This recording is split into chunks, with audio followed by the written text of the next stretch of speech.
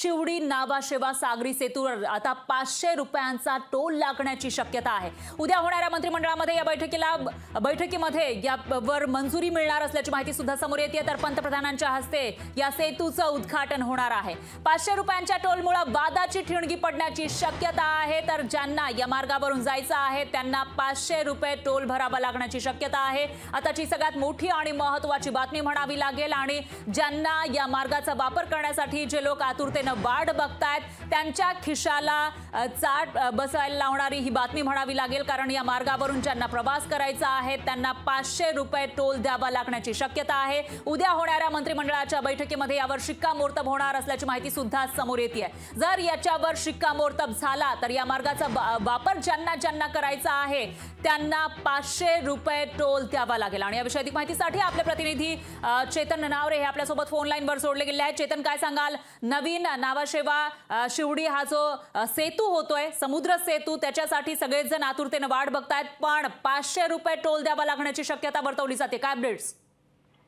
निश्चितच परा, आपण पाहत असू की 2 तासांचा जो अवधी आहे शिवडी आणि नावाशेवाला जाण्यासाठी तो अवघ्या 20 मिनिटांवरती येऊन ठेपणार आहे या सागरी सेतूमुळे। आणि उपमुख्यमंत्री देवेंद्र फडणवीस यांनी या संदर्भातील एक घोषणा केली होती की पंतप्रधान जे माजी पंतप्रधान आहेत अटल बिहारी वाजपेयी त्यांचं नाव देण्यात यावं।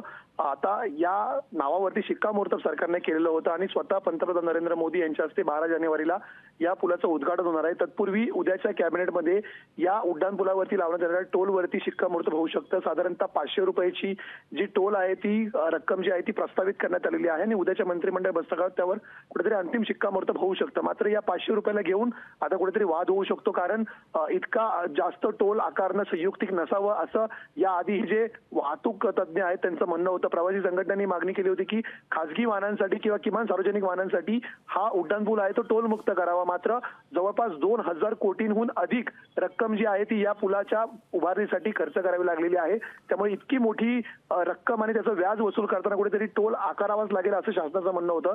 त्यामुळे आता 500 रुपयावरती अंतिम शिक्कामोर्तब उद्या होतंय की त्यामध्ये आणखी रक्कम कमी केली जाते याकडे सर्वांचं लक्ष असेल। निश्चितच चेतन, धन्यवाद तुम्ही दिलेल्या या सविस्तर माहितीसाठी। तर याच्यावर आता सामान्यांच्या ज्यांना या मार्गाचा वापर करायचा आहे त्यांच्या काय प्रतिक्रिया येतात तेही पाहावं लागेल।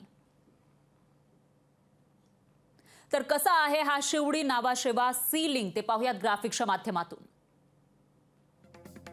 21.8 किलोमीटर एवढी सी लिंकची लांबी आहे। याच्यामुळे प्रवासाचं अंतर कमी होणार आहे। तर मुंबई ते रायगड जिल्हा थेट जोडला जाणार आहे। त्यामुळे ट्रॅफिक मधून मुंबईपासून रायगडसाठी जावं लागतं, त्याला वेळ लागतो। तो वेळ आता फक्त 20 मिनिटांवर येईल। मुंबईतून 20 मिनिटांमध्ये नवी मुंबई गाठता येणार आहे। तर ईस्टर्न एक्सप्रेस हायवेवरची ट्रॅफिक यामुळे कमी होईल। 18,000 कोटी रुपयांचा या प्रकल्पासाठी खर्च आलेला आहे। तर 21.8 किलोमीटर एवढी या सी लिंकची लांबी आहे आणि याच मार्गाचा वापर करण्यासाठी जर उद्या शिक्कामोर्तब झाला निर्णयावर तर 500 रुपये टोल द्यावा लागू शकतो।